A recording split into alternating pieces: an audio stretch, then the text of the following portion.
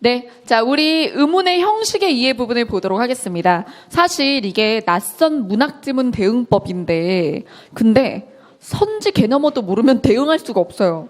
뭐 예를 들어 의인법을 모르는데 어떻게 찾겠어요? 그쵸? 그래서 최소의 지식이 필요합니다. 이 부분은. 그래서 제가 의문의 형식 이해 부분에선 시 형식 분석 알고리즘, 일단 선지를 먼저 보세요. 자, 이거는 긍정 발문이든 부정 발문이든 마찬가지인데, 이렇게 하지 않으면 안 되는 이유는 이게 선지를 먼저 보지 않으면 시를 볼 때 무조건 형식이 아니라 내용을 파악하려고 들을 수밖에 없어요. 그래서 아까 전에 했던 거 있죠? 그래서 화자가 어떠한가, 감정이 어떤가, 주제가 뭐지? 이런 생각을 하면서 읽기 때문에 실컷 그렇게 봐서 아, 이런 얘기구나. 화자는 이런 감정을 느꼈구나 하고 봤는데 표특이야. 표현상의 특징 찾으래. 그럼 사실은 주제 파악이 중요한 게 아닌 거거든요. 그렇잖아요. 자, 그래서 이 문제의 목적이 의미 파악에 있는가 아니면 표현상의 특징을 파악하는 데 있는가는 미리 알아야 돼요. 그래서 선지를 보고 이게 내용인지 형식에 대한 질문인지 본 다음에 만약에 형식 질문이다. 그러면 선지를 좀 조각을 낼 필요가 있어요. 선지, 효과 이렇게 두 부분으로 주로 이루어지거든요. 어떨 때는 선지에 대한 표특만 물어볼 때도 있긴 하지만 주로 이런 방법을 써서 이 효과를 가졌다. 이 효과를 보았다. 이런 식으로 진술이 되어 있어요. 그러면 선지를 형식과 효과를 끊어 읽으면서 형식 부분을 파악하고 그 다음에 이걸 동시에 두 개를 다 판단할 수는 없거든요. 그러니까 형식에 대해서는 글을 읽으면서 그래서 시를 읽으면서 바로바로 찾아주고 그 다음에 찾고 나서 끝까지 읽은 뒤에 그 방식으로 뒤에 있는 효과가 획득이 됐는가 이거를 보는 거죠. 자, 그 다음 선지에 제시된 형식이 없거나 형식이 있더라도 뒤에 그 효과 부분이 충족되지 않았다면 X가 되는 겁니다. 자, 그러면 빈출, 자주 나오는 운문의 형식상 선지 개념어를 제가 교재에다 넣어놨지만 사실 이게 독해 알고리즘이 문학 이론서가 아니잖아요. 예, 그래서 우월한 독해는 이 내용이 자세하게 예시까지 들어있는데 근데 이제 독해 알고리즘은 애초에 방법론서이기 때문에 지식을 넣어놓진 않았단 말이에요. 그래서 이 부분은 사실 선지 개념은 예를 보고 학습하려고 하지 마시고 남부고시 온라인 무료 특강이 있어요. 제가 작년에 찍어놓은 건데 올해도 겨울에 한번 찍을 거예요. 근데 매년 이제 업데이트하면서 찍는데 이유 있는 문학 선지 개념어 특강.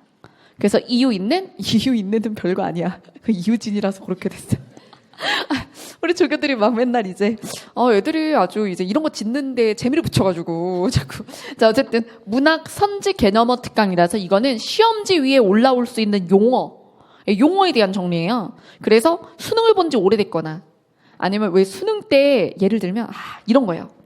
여러분 뭐 EBS 쪽에 윤혜정 선생님 거 나비 효과 같은 거 많이 봤죠? 고등학교 때 나비 효과 봤죠? 네. 그래서 뭐 개념화 사전이나 나비 효과나 그런 책들에서 하는 걸 너무 많잖아. 그래서 공시 수준 정도로 딱 타이트하게 만들어 놓은 게 이유 있는 문학 선지 개념어예요. 그래서 아무리 타이트하게 해도 4시간은 걸려. 문학 선지 개념어랑 그리고 산문 선지 개념어를 다 하면 4시간은 걸리더라고요. 그래서 이거는 이 시간에 할 수는 없고 이 부분이 약하신 분들은 무료 특강을 확인해 주시기 바랍니다. 자, 그다음 교재에 우리 우월한 독해 파트 2에 보면 문학의 이해라고 있어요. 그걸 가지고 들으셔도 돼요. 만약에 제 우월한 독해 없으면 프린트 출력도 가능해요. 자, 그다음 그럼 해봅시다. 우리 예시 가지고. 자, 예시로 접동세. 자, 여러분 여기서 제가 선지에 어떻게 해놨는지 보이시죠? 애상적 어조 끊고. 그러니까 애상적 어조의 밑줄. 애상적 어조의 밑줄 통에 끊고.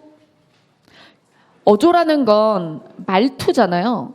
그러니까 문체인데 사실은 이게 문체라는 게 되게 애매해서 사실은 태도를 봐야 알 수 있어요.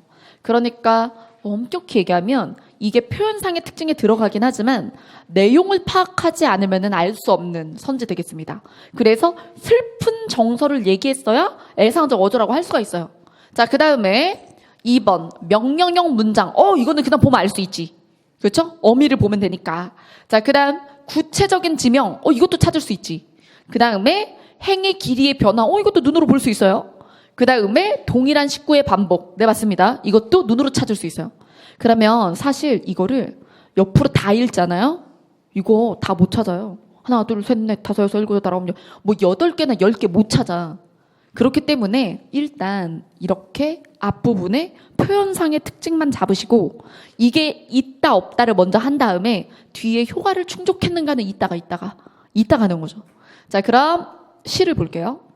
제가 관련 부분에다 체크를 미리 해놨는데 접동, 아우랩이 접동.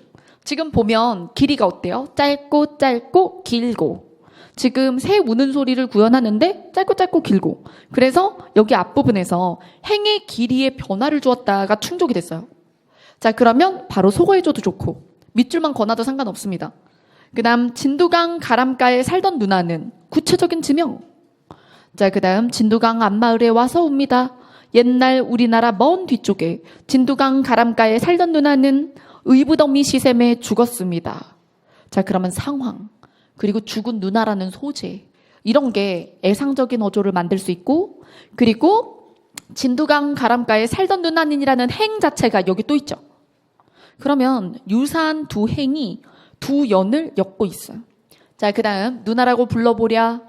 서러워. 감정막 영탄법하고 시세움에 몸이 죽은 우리 누나는 그러면 화자의 누나구나. 자, 그 다음 죽어서 접동세가 되었습니다. 아홉이나 남아되던 오랩동생을 죽어서도 못 잊어 차마 못 잊어서 야삼경 남들 다 자는 밤이 깊으면 이산저산 올마 다니면서 울어요. 슬픈 얘기죠. 근데 이걸 보고 슬픈 줄 모르겠다 그러면 이제 그대가 이상한 거야. 그쵸? 자, 그래서 보편적인 인류라면 죽음에 대해서 슬픔을 느낍니다. 자, 학습하세요 그럼. 잘 모르겠으면. 자, 그 다음에 자, 그래서 이제 선지에 대해서 제가 선지를 오른쪽에 좀 분석해놨거든요. 근데 뭐 모든 시험지에 대해서 이렇게 해드릴 수 없지만 유도를 해드리는 거죠. 자, 1번 선지. 어조는 말투다. 그래서 말투는 상황에서 나오니 누이의 죽음이라는 이 슬픈 상황에서 애상적인 어조라는 말을 쓸 수가 있다. 자, 그 다음에 선지 1번을 보시면 비극적 분위기. 애상적인 그 어조에서 비극적 분위기 형성되겠죠. 비극 맞고. 그러면 1번 맞고. 자, 그 다음 2번. 알아, 어라, 뭐뭐 해라. 이런 식의 명령형 어미가 있나요? 없었어요. 그래서 적절하지 않은 것은 답안 2번 나오죠. 끝까지 읽어봐야. 자, 그 다음 3번 구체적 지명. 진두강 가람가에 살던 누나는, 그쵸? 그래서 진두강 가람가 있고, 그리고 그 특정 지명이 향토적 정서를 불러일으킵니다. 자, 그 다음 행의 길이가 일정하지 않은 건 맨 첫 부분만 봐도 알 수 있었던 내용이에요. 그러면 그렇다고 리듬감이 생깁니까? 라고 하면 반박 근거 있나요? 리듬감이 안 생겼다고 할 수 있나요? 그쵸? 그러니까 사실 행의 길이가 변동이 있으면 리듬감이 생긴다고 하는구나 라고 알아두시면 됩니다. 자, 그 다음 5번 동일한 식구. 자, 이걸 유사한 식구가 아니라 똑같아야 돼요. 진두강 가람가에 살던 누나는이 반복되죠? 그쵸? 그래서 행 하나가 똑같다는 것은 그 안에 있는 단어 2개 이상이 동일하다는 것이고, 그리고 그것을 통해서 내용을 연결하고 있죠. 두 연이 연결되고 있으니까. 자, 그 다음 그래서 답 2번. 자, 그 다음 문제입니다. 자, 이제 또 선지. 요렇게 여음. 여러분, 여음이라는 건 남는 소리란 뜻인데 이게 의미 해석에 필요 없는 리듬을 살려주기 위해서 쓰거나, 그죠? 그런 부분입니다. 자, 그래서 여음을 사용해서 흥취를 북돋운다. 여음이 있어야 되고, 과거와 미래의 대비가 있어야 되고, 근데 이건 내용이네. 그죠? 그래서 가끔, 문학 문제를 많이 못 내는 상황에는 문제 하나에 형식적인 선지랑 내용 선지를 섞어요. 그러면 선지 2개는 뭐 내용이고 2개는 형식이고 이럴 수도 있는 거예요. 그럴 때는 뭐 이런 것들까지 다 고민하지 말고 여음 있나, 음보 규칙적인가, 공간 볼까, 감각적 이미지 있나 볼까, 내용에 대해서는 이따가 판단하고 가시적으로 눈에 보이는 표현상의 특징에 대해서만 선지를 딱 가지고 지문에 들어가셔도 돼요. 자, 그럼 지문 보겠습니다. 우는 것이 뻐꾸기인가 청각, 푸른 것이 버들숲인가 시각, 청각과 시각 감각적 시여. 지국총 어사와 찌그덩 어여차 라는 여음. 그래서 의미 해석이나 주제에 기여하지 않는 여음입니다. 자, 그 다음 연잎에 밥 사두고 반찬은 필요 없다. 청양잎을 썼다 녹사에 가져와라. 무심한 백구는 내가 널 쫓니? 네가 날 쫓니? 무라 일체. 그 다음 수국에 가을이 오니 고기마다 살쪄 있구나. 만경징파에 실컷 논일자. 인간 세상 돌아보니 멀수록 좋구나. 자, 속세를 보니까 멀수록 좋네. 그 다음 물가에 외로운 소나무 혼자 어찌 그리 씩씩하냐. 먼 구름 한탄하지 마라. 세상을 가려주니 얼마나 감사하냐. 여러분 여기서 인간 세상 머니까 좋다. 세상을 가려주니 좋은 구름. 자, 그러면서 파랑성을 염치 마라. 진원을 막는다. 진원도 세상의 소리를 막아준다. 그럼 여기선 속세에 대한 혐오가 드러나고 있어요. 이 부분에 대해서 전혀 모르겠다. 그러면 아직 고전시가 안 하신 거죠? 근데 아무리 수능형 대처를 한다고 해도 고전시가는 누가 계속 쓰고 있고 양이 확대되는 부분이 아니기 때문에 필수 고전시가에 대해서는 현대풀이가 가능하셔야 돼요. 그리고 현대풀이를 숙지하지 못했을 법한 특이한 고전시가, 즉 비주류 고전시가가 나올 때에는 힌트를 주거나 문제가 굉장히 쉽죠. 근데 문제가 난도가 좀 있다면 그러면 필수작품에서 낼 수밖에 없어요. 그런 거는 교과서 필수작 어느 정도 하긴 해야 돼. 자, 그럼 여기까지 봤을 때 자, 여러분 1번 여음 있죠. 찌그덩 찌그덩 어여차 이걸 따라한 지국총 어사와 흥취가 산다. 자, 여러분 근데 여음을 사용했다고 해서 항상 흥취가 돋는 건 아니니 그 부분이 찌그덩 찌그덩 어여차 그 부분이 자기 삶에 대해서 플러스 상황이냐를 보는 거죠. 그랬을 때 본이 전체가 그런 건 아니지만 이 부분 그리고 또 이 부분 다 자기 삶에 만족하는 부분이죠. 그리고 뒷부분에 세상이 싫다 그러면서 나는 세상에 있지 않는다라고 얘기하고 있기 때문에 현재 자신이 있는 공간에 대해서 굉장히 만족하는 거예요. 자, 그렇기 때문에 지금 흥취를 돋운다라는 말이 성립이 되는 거죠. 근데 여음이 있다고 늘 흥취가 돋아지는 건 아니에요. 여기선 되지만 자, 그다음 과거와 미래가 달라야 대비를 하죠. 자, 그러면 이 시에 과거와 미래가 나와야 되거든요. 근데 지금 이 시엔 뭐만 있게요? 현재만이 있어요. 만족스러운 현재만 나와 있지 과거에 이 사람이 속세에 있었는지 미래에 어디 있을 것인지 알 수 없습니다. 자, 그래서 X. 그 다음 리듬감은 음보가 규칙적이어야 된다. 자, 여러분 여기서 고전 시가는 음보가 불규칙한 게 없어요. 그래서 우리가 고전 시가를 정형시라고 하는 겁니다. 자, 그러니까 고전 시가다. 그럼 음보가 규칙적이다라고 보실 수 있어요. 음수는 변칙적인 것도 있지만 음보는 3음보 내지 4음보. 자, 그래서 고전 시가는 정형적 율격을 가졌다. 4음보. 자, 그다음 이상적 세계가 제시되어 있어야 한다. 항상 이상적인 세계가 비현실 세계일 필요는 없어요. 지금 현재 만족하면 자기 현실이 이상 세계인 거예요. 내가 자연에서 지내는데 속세 아니고 근데 만족스러우면 여기가 이상 세계인 거예요. 자, 그래서 현재 자연 속에서 여유롭고 만족스러움으로 그래서 지금 현재 배경 자체가 이상적입니다. 자, 그래서 아까 답안 나온 거죠? 5번 감각적 이미지 청각과 시각 처음부터 출발했죠? 뻐꾸기 버들숲. 그래서 답은 2번입니다. 사실 이 부분은 해설지만 탄탄하게 쓰여 있으면 문제를 풀고 해설지를 보시면 되는 부분인데 제가 이 파트에서 여러분들한테 계속 이렇게 강조하고 싶은 건 선지를 먼저 보고 목적을 가지고 지문을 읽기 이거예요. 자, 그럼 1번 문제 이제 연습 문제 1번 보도록 하겠습니다. 다음 작품이 지닌 특징으로 적절하지 않은 것은 자, 여러분 긍정 발문이든 부정 발문이든 문학은 표특은 선지 먼저예요. 비문학은요? 비문학이에요. 비문학이면 전개 방식이면 늘 선지 먼저예요. 부정 발문이면 선지 먼저. 긍정 발문이면 지문 먼저입니다. 선지에서 참이 3개고 거짓말이 하나일 땐 선지 먼저. 비문학은. 그 다음에 긍정적인 거 하나고 나머지 거짓말이면 지문 먼저예요. 비문학은 그만큼 속을 확률이 높기 때문이죠. 물론 얘도 속을 수 있어요, 문학은. 근데 속을 확률보다 선지를 미리 보지 않아서 지문을 2번 읽는 데미지가 더 커요, 문학은.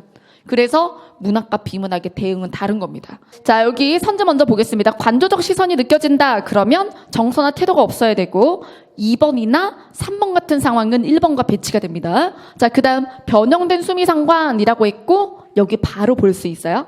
자, 그래서 지금 적절하지 않은 거 찾기니까 적절하다고 해서 먼저 지우고 그 다음에 여기 보면 감정도 그리고 태도도 노출되질 않았어요. 맞죠? 자, 그러면 여기서 관조적인 시선이 느껴진다가 있고 체념과 달간의 경지가 드러난다라는 말이 있는데 자, 2번을 보면 이상향을 그리는 갈망이라는 표현이 있어요.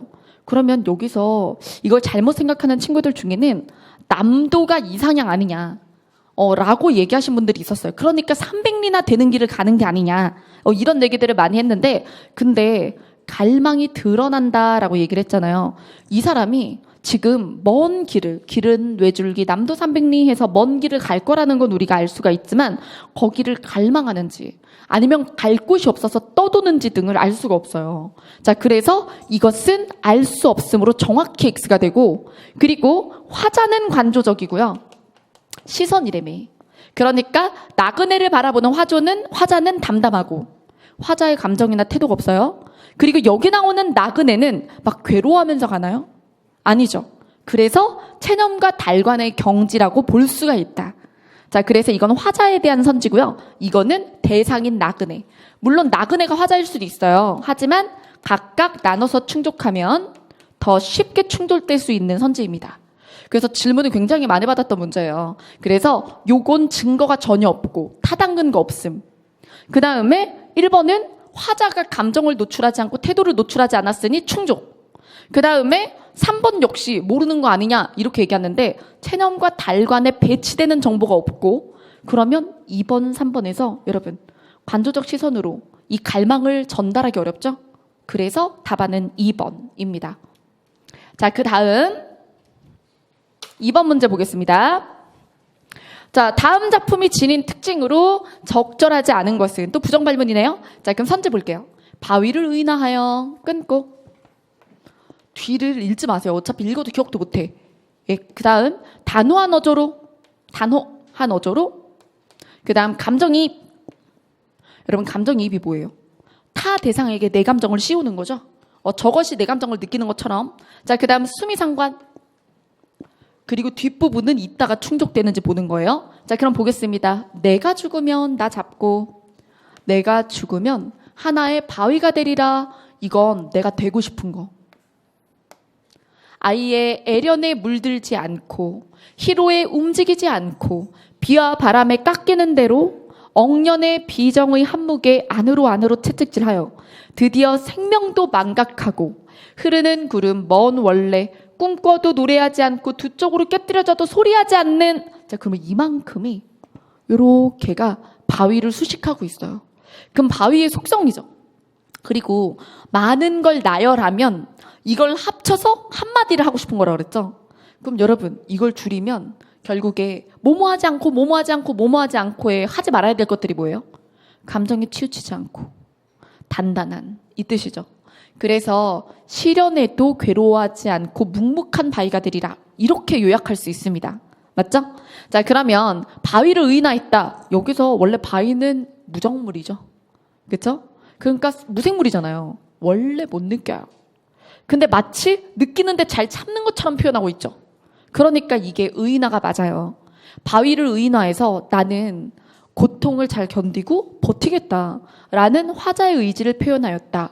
자, 라고 볼 수 있고, 단호한 어조로 의지적 태도. 뭐뭐가 되리라, 뭐뭐하리라. 선언적인 어조를 가지고 있죠.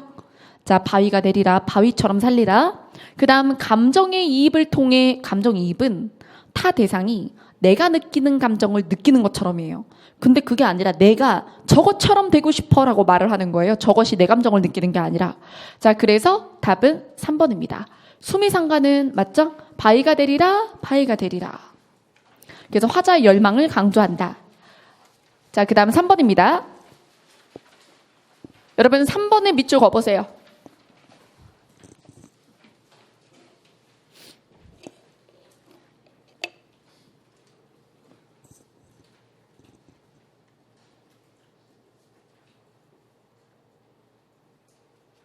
OX 포인트가 몇 개일까?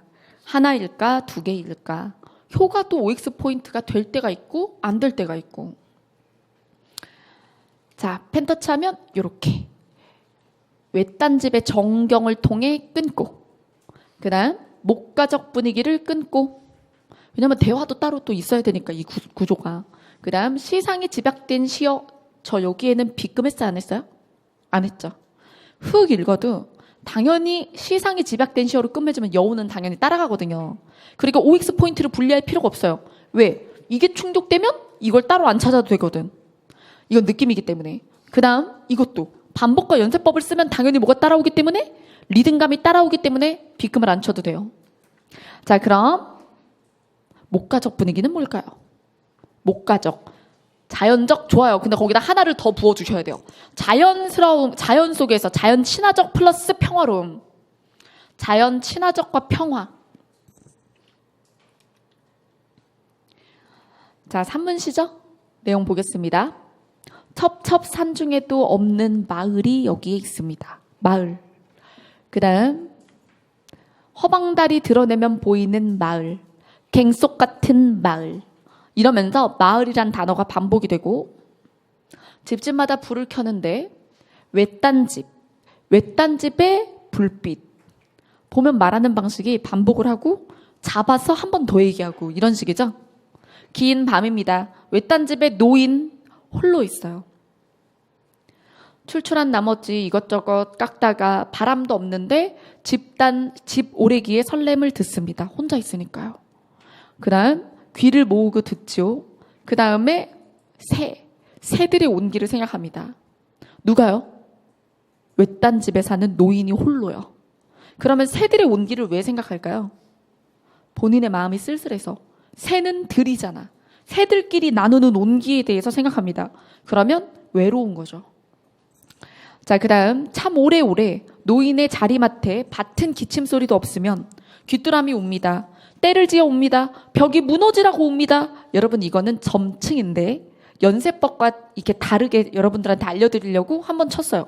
여러분 연세법 같은 경우는 여기서 집단 똑같은 단어 아니어도 어쩌고 저쩌고 한 집단 집오래기 그 다음에 새들의 온기 이런 식으로 연세는 A, B, B, C, C, D, T, E 이런 식으로 가는 거예요. 매개항을 계속 반복 언급하면서 가는 거지. 이해되세요? 근데 요거는 귀뚜라미는 울어요. 때를 지어 울어요. 벽이 무너지라고 울어요. 강도를 점점점 증가하면서 점층하는 거예요. 물론 선제 점층은 없었어요. 하지만 반복과 연세와 점층을 구별을 못하시는 경우들이 많아서 한번 합니다. 자, 그 다음 밖에는 눈발이라도 치는지 펄펄 한방눈이라도 흩날리는지 창호지 문살에 돋는 달그림자. 자, 그러면 월훈하고 명사로 끝났죠. 그럼 이게 시상 집약 명사라고 볼 수 있지. 이게 시상을 집약하나요? OX 한다면 여러분 시상은 시의 주제 혹은 시를 읽었을 때 드는 생각이나 시를 쓸 때의 생각을 얘기해요. 그럼 그것이 집약됐다라고 하면 그걸 우리가 판단할 권리가 있나요? 그쵸? 작가가 시상을 여기다 집약했다는데 그쵸? 그러면 그럴 수 있겠군이잖아. 그러니까 마지막에 말줄임표만 쓰지 않았다면 집약한 명사로 끝났으니 여기서 여운이 있다라고 볼 수 있음 이렇게 되는 거예요. 자, 그러면 선제 볼까요? 외딴 집 정경 맞죠? 외딴 집 그리고 노인 혼자 사는 거 맞아요? 고독. 목가적 분위기. 자, 여러분이 목가적 분위기는 무엇과 무엇이라고 그랬어요? 자연과 어때요? 평화로움이라고 했는데 여기서 노인의 고독이 주제란 말이에요. 사실. 물론 자연적인 풍경 속 노인의 고독이지만 그럼 목가적이라는 건 긍정 정서를 바탕으로 둬요. 평화로움이나 소소한 행복이라든가 이런 것들을 이야기하는 거라 목가적 분위기를 또 모두 없어요. 대화적 구성도 아니고. 여기서 대화적 구성에 대해서 이야기를 할 때 자, 독자에게 말을 건네는 방식인 건 맞아요. 경어체를 썼습니다. 여러분 경어체. 그러면 독자에게 말을 건네는 걸 대화적 구성이라고 봤다면 그러면 이게 출제자들이 대화적 구성을 쓸 때마다 기준이 좀 다른데요. 그러면 대화적 구성이 이 내부에서 화자, 청자가 설정되어야 되는가? 아니면 그냥 지금 이 속에 있는 화자가 그냥 독자에게 경어체로 말만 시켜도 되는가? 사실 수능의 기준은 경어체만 써도 대화적 구성이라고 해요. 네. 근데 공시에선 제가 보니까 답안이 결정됐던 것들을 여러 번 보니까 출제자들마다 약간 기준이 달라. 네, 그래가지고 이럴 때는 목가적 분위기에도 부적합하고 왜? 노인의 외로움이니까 부정감정이 있어서 그 다음에 대화적 구성 부분도 이제 출제자에 따라서 좀 다르게 쓰는 부분이다. 수능에서는 이걸 대화적 구성이라고 보지만 자, 그 다음 시상이 집약된 시어는 확실히 찾았죠. 반복과 연세도 찾았죠. 그럼 이럴 때는 소거법으로 해서 여러모로 미진한 부분이 2번이다. 이렇게 하시면 되겠습니다. 자, 그 다음 자, 이제 4번 보겠습니다. 다음 글의 특징으로 가장 적절한 것은 이라고 했어요. 경어체를 사용하여 자, 경어체 존대 웅장한 분위기 끊어두고 그 다음에 지시어 반복 반복, 지시어가 나오기만 하면 되는 게 아니라 2번 이상. 자, 그 다음 의인법, 그 다음에 색채어. 그런 다음에 지문부죠. 지문을 보면 그 복숭아 나무 곁으로 씁니다. 경어체도 찾았고 지시어도 찾았어요. 흰 꽃과 분홍 꽃, 색채어. 그 나무는 그 지시어 반복. 그 다음 흰 꽃과 분홍 꽃 사이에 수천의 빛깔이 있다는 것을 나는 그 나무를 보고서 멀리서 알았습니다. 눈부셔서 알았습니다. 그럼 여러분 그 나무를 위로 봐요, 아래로 봐요? 눈이 부시다. 네, 위로 긍정적으로 보거나 나보다 높은 대상, 초월적 대상이나 이런 식으로 본다는 걸 알 수 있어요. 자, 그 다음 피우고 싶은 꽃빛이 너무 많았던 그 나무는 그래서 외로웠겠지만 의인화도 돼 있네요. 외로운 줄 몰랐을 것이다. 그 여러 겹의 마음, 나무의 마음을 읽는데 오래 걸렸습니다. 그 다음 흩어진 꽃잎들 어디 먼데 닿았을 무렵 조금은 심심한 얼굴 의인화 하고 그 복숭아 나무 그늘에서. 자, 그럼 그 반복됐죠. 자, 그럼 선제 볼까요? 지시어를 반복해서 중심 소재로 그 복숭아 나무로 초점. 자, 그럼 나머지 왜 안 되나? 자, 여러분 경어체를 사용한 건 맞는데요. 웅장하다라고 할 정도의 복숭아 나무를 긍정적으로 보는 건 맞아요. 근데 웅장하다라는 느낌을 주는 대상이라기보다 내가 미처 몰랐던 어떤 포용력을 가진 나무. 네, 이런 뜻이죠. 그 다음 의인법을 사용한 거 맞아요. 하지만 현재 비판적 관점, 대상을 비판한 적 없죠. 그 다음 색채어를 활용한 거 맞아요. 하지만 뭐가 없어요? 신화적 세계에 대한 동경이 드러난 적이 없습니다. 눈부셔가 그것을 긍정적으로 보는 거지만, 그리고 눈부셔가 상위의 대상에 대해서 와 대단하다, 눈이 부시다 이렇게 말할 수 있지만 시 전체 주제로 보면 우리가 복숭아 나무를 긍정적으로 보는 이유 자체가 포용력, 넓은 마음을 가지고 있어서거든요. 그래서 웅장하다라는 건 약간 고압적이거나 권위적이거나 아니면 범접할 수 없는 대상에 대해서 쓰기에 좋은 말입니다. 자, 그 다음 5번. 자, 5번의 선제 펜터치 한번 해보세요.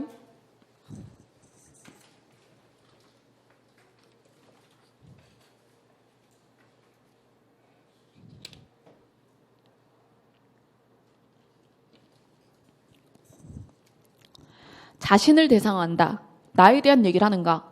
그 다음 화자의 체험. 자신이 체험한 거냐. 그 다음에 담담한 어조, 장면 초점화. 여기서 좀 낯선 선지로는 장면 초점화가 있어요.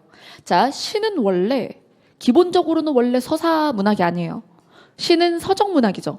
가끔 시에 서사성이 있을 때가 있어요. 소설같이. 그래서 스토리가 있으면 서사성이 있다고 하고 이 시도 서사성이 있어요. 그래서 뭐 3문 정도의 스토리텔링이 있는 건 아니지만 이야기의 한 장면입니다. 그래서 장면을 초점하라고 하는 게 어떤 스토리 속 한 장면을 부각해서 그때 감정이나 그때 모습을 보여주었다. 이런 얘기죠. 이 선지는 언제도 등장할 수 있냐면 판소리. 판소리에서 보면 여러 줄거리의 내용 중 그중에 사람들이 재밌어하는 부분만 똑 잘라서 크게 만들죠. 자세하게 얘기하잖아요. 그래서 춘향전의 사랑가라든가, 그렇죠? 아니면 옥중가라든가 이런 것들이 장면 초점화된단 말이에요. 예, 그럴 때도 장면 초점화라는 말을 씁니다. 자, 여러분 이 시는 아버지가 돌아가신 상황을 초점합니다. 자, 그래서 내용을 보면 우리 집도 아니고 일가 친척의 집도 아니었고 고향도 아닌 곳에서, 그러니까 아버지가 안타깝게도 타향해서 객사하시는 거죠. 자, 그래서 아버지의 침상도 없었어요. 그럼 바닥에서, 그러니까 뭔가 가족이 굉장히 피폐한 상황에 놓였을 때 돌아가셨다는 걸 알 수 있어요. 자, 그래서 아버지의 침상 없는 최후의 밤, 풀벌레 소리 가득 차 있었다. 감각적인 청각을 활용해서 그때를 초점해서 보여주고 있어요. 그 다음, 자, 아버지의 인생이 나오죠? 아버지의 인생. 그 다음, 목침을 반드시 벤 채 다시 뜨지 않는 두 눈, 피지 못한 꿈의 꽃봉오리, 얼음장에 누우신 듯 손발이 식어갈 뿐. 지금 아버지가 돌아가신 순간 아버지의 모습을 이제 구체하고 있습니다. 그 다음, 때늦은 의원이 아무 말 없이 돌아간 뒤에 이웃 늙은이의 손으로 눈빛의 미명은 고요히 낯을 덮었다. 돌아가신 그 순간 우리 동그라미 머리맡에 엎드려 있는 대로의 울음을 다 울었다.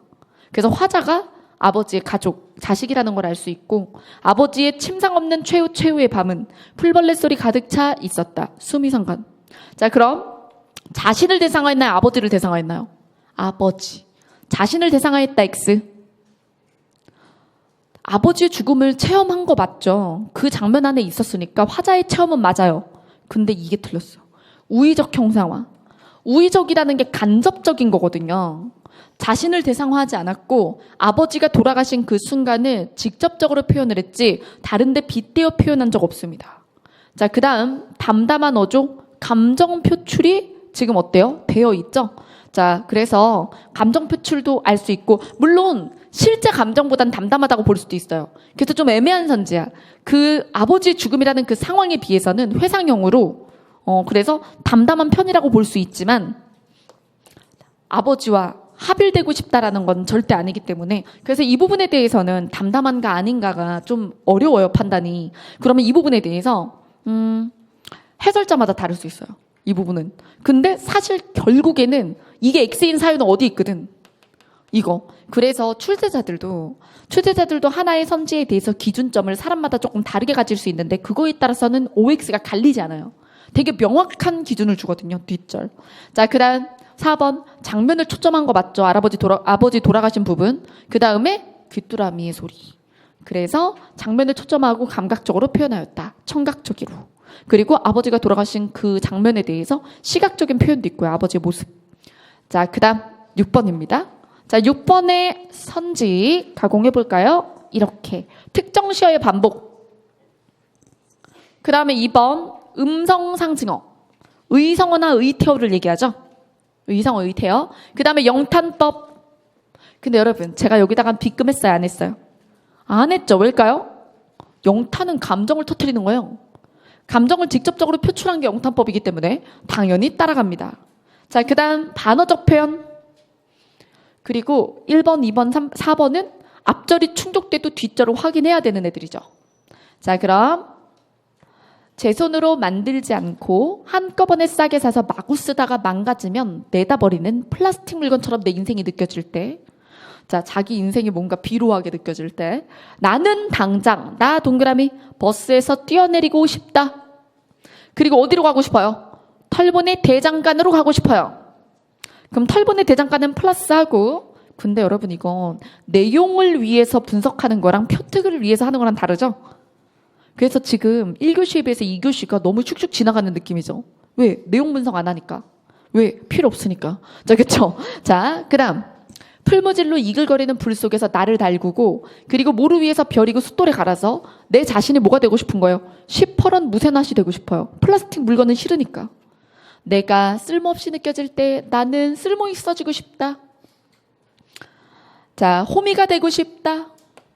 대장간 벽에 걸리고 싶다. 지금까지 살아온 내 인생이 온통 부끄러워지고 직지사의 해우소가 화장실이거든요. 화장실에 똥덩어리처럼 느껴지면 나는 가던 길을 멈추고 어딘가에 대장간에 걸려있고 싶어요. 사실 여러분들 내용 이해를 조금 돕기 위해서 제가 플러스 마이너스 했지만 여기서 이게 중요합니까? 문제를 풀 때 필요 없죠? 제가 노란색 해놓은 게 중요하죠. 무슨 말이 계속 어미가 뭐뭐 하고 싶다 라는 소망의 어조가. 자, 그러면 여기서 특정 시어 쉽다 보조용언, 그죠? 쉽다를 사용해서 뭐를 부각한다? 주제의식. 나는 뭔가를 원한다. 갈망. 쓸모있는 존재가 되고 싶은 갈망을 쉽다의 반복으로 노출합니다. 그 다음 음성상징어 아예 없고요. 영탄법. 자, 여러분 영탄법에 뭐뭐 들어가냐면 감탄사. 써드릴까요? 감탄사. 감탄형 어미. 문장기호에서 문장부호에서 느낌표. 이거 세 개를 빼면 영탄적 어조라고 말할 수는 있지만 영탄법이라고 할 수는 없어요. 영탄적 어조랑 영탄법은 달라요. 영탄적 어조가 영탄법보다 넓어요. 영탄법은 이 세 개의 케이스밖에 없고, 그리고 영탄적 어조인데 영탄법이 아닌 것으로는 감정서술어나 감정서술어 혹은 서리법 이런 것들이 들어갑니다. 자, 그러면 여기서 영탄법을 활용한 적은 없는 거예요. 느낌표 없고 감탄형 어미 없고 뭐뭐 하고 싶다는 감탄형 어미가 아니거든요. 그 다음에 감탄사도 없어요. 그래서 영탄적 어조라고 하면 OK가 될 텐데 영탄법이라고 하면 X. 그 다음 4번 반어적 표현도 없습니다. 반어는 자신의 진심과 반대로 표현하는 거죠. 근데 이거 진심이거든 다. 자, 그 다음 7번.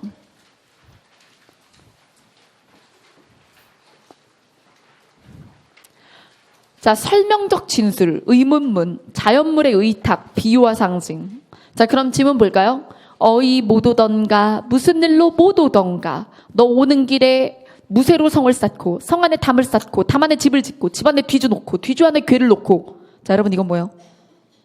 점점점점 자기를 어때요? 좁은 곳에 가두는 거거든요. 그래서 점점 커지면 점층이고, 뭐 점점 작아지면 점강이라고 하는데, 어쨌든 뭐 공간적 규모로는 점점 작아지지만 구속력의 부분에서는 점층한다고 볼 수 있죠. 자, 근데 이거는 필요 없어. 그쵸? 여기서 점층이나 점강을 물어본 적이 없으니까. 자, 그 다음 너를 결박해서 넣고 쌍배목의 걸쇠에 금거북 자물쇠로 너를 잠갔더냐. 그러니까 너 나한테 왜 못 오니? 누가 너를 감금했니? 감금했니? 이렇게 물어보는 거예요. 자, 그 다음 너 어이 그리 안 오니? 계속 물어보죠, 너한테. 그러면서 한 해도 12달이고 한 달도 30일이나 됐는데 왜 나를 와서 보지 않니? 이런 얘기예요. 계속 물어보죠. 답은? 의문문을 사용해서 너에게 청자를 설정해서 말을 걷는 듯한 효과를 내고 있다. 답은 2번이죠. 이건 설명이 아니죠. 왜 안 와? 왜 안 와? 대체 왜 안 온 거야? 이거니까 2번을 고르셔야죠. 나머지는 이 시조에 나오지 않았다. 자, 그 다음 8번입니다. 너무 빨라요? 시험 시간에 이 정도 속도여야 되지 않을까요? 미리 풀어라고도 안 하고 저 여자 혼자 미친 듯이 달리네. 시험 때 이 정도로 풀지 않을까? 그치? 자, 그 다음 제가 이걸 외워서 이 속도로 하는 걸까요? 정말? 나 그렇게 머리 안 좋아. 자, 비유적 표현. 그 다음 동질적 상황의 열거. 여러분, 동질적은 동일한하고 달라요. 동일한은 똑같은 거고, 동질적인 것은 가치가 같은. 그러면 양상은 달라도 전달하고자 하는 목적이 같은 동질적. 자, 그 다음에 같은 성격이라는 거죠. 그 다음 동일한 구조의 문장의 반복, 묻고 답하는 형식. 누가 물어보더라고. 동질적 상황을 열거하면 몇 개나 해야 되네요. 여러분 2개부터 돼요. 하나만 아니면 되거든요. 다양한 2개부터 돼. 자, 그 다음 그럼 볼까요? 형님, 사촌 형님, 시집살이 어떻댔까? 고추당추 맵다 해도 시집보다 더 매울까?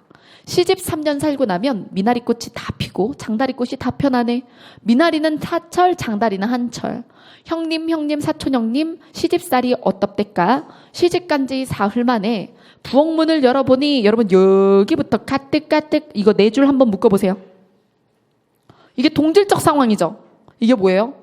엉망진창이야, 시집살림. 할 일이 막 너무 많아요. 이게 동질적 상황의 열거예요.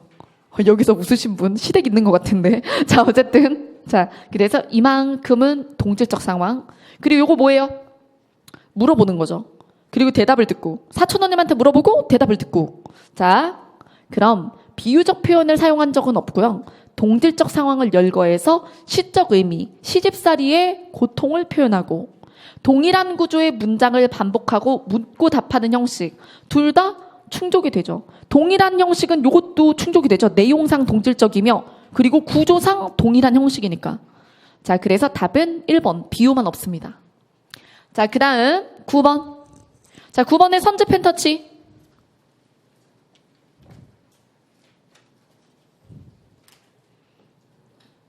자, 의태어를 통해, 의태어는 의성어랑 다르죠? 모양이나 움직임. 자, 그 다음 풍자, 돌려서 비판하기. 그 다음 이별의 현실을 수용한다. 이건 내용이네. 그 다음 자문자답, 스스로 묻고 스스로 답하고. 여러분, 남이랑 하면 안 돼요. 남이랑 말을 주고받으면 안 되고 내 스스로 묻고 대답한 거, 그것이 자문자답이죠. 그래서 풀다 보면 내가 약한 게 개념어인지 아니면 작품에서 찾는 능력인지, 그러면 개념어가 약하다. 그러면 아까 전에 이야기한 그런 무료 특강으로 충족이 될 텐데, 근데 개념은 아는데 결국에 지문에서 못 찾는다면 연습 부족이에요. 그래서 표현상의 특징 문제 더 많이 풀어봐야 되는 거죠.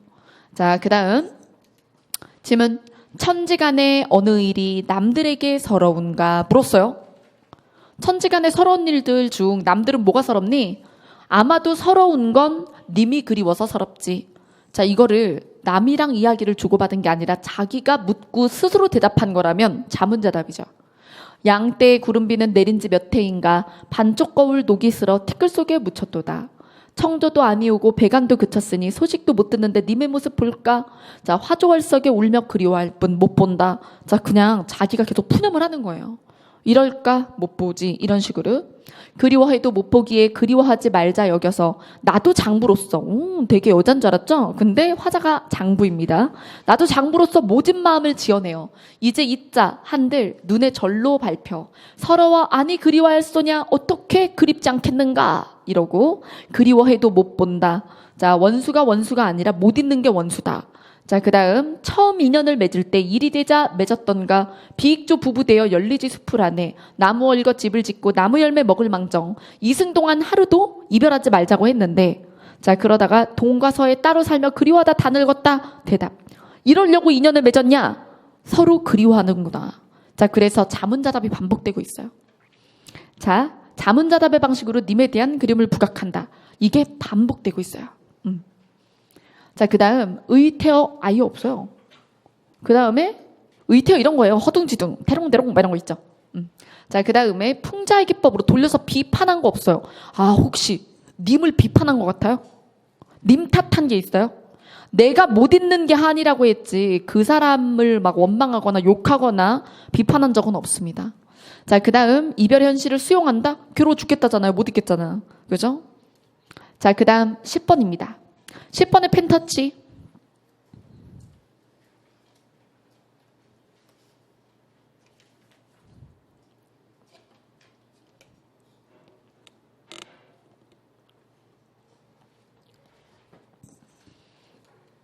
점차 고조되고 있는 감정 변화. 그 다음에 소재 자체 다양한 변모 양상. 소재는 하나인데 그게 다양하게 변하는 거예요. 자, 뭐 예를 들면 같은 산인데 계절이 변하거나.